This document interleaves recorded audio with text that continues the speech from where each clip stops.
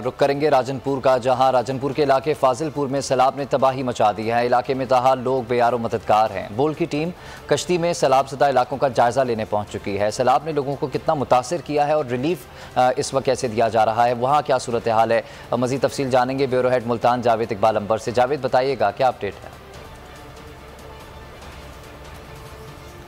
जी बिल्कुल, ज़िला राजनपुर सैलाब के पानी में मुकम्मल तौर पर डूबा हुआ है। 90% एरिया जो है इस वक्त सैलाब से शदीद मुतासर है। इस वक्त मैं मौजूद हूँ फाजिलपुर में। मेरे साथ इस वक्त मौजूद हैं एमरजेंसी ऑफिसर राना यामीन साहब। इनसे बात करते हैं। जी राना साहब, बताइएगा क्या सूरत हाल है, कितना एरिया है जिस पर इस वक्त पानी मौजूद है? अब तक आप लोगों ने कितने लोगों को रेस्क्यू किया है, रिलीफ की क्या सूरत हाल है?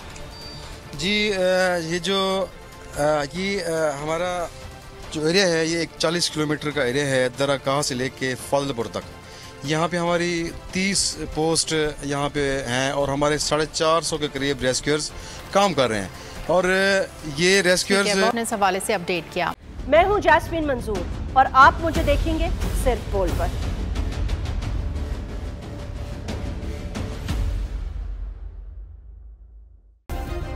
सब्सक्राइब करें और बेल दबाएं ताकि कोई खबर रह न जाए।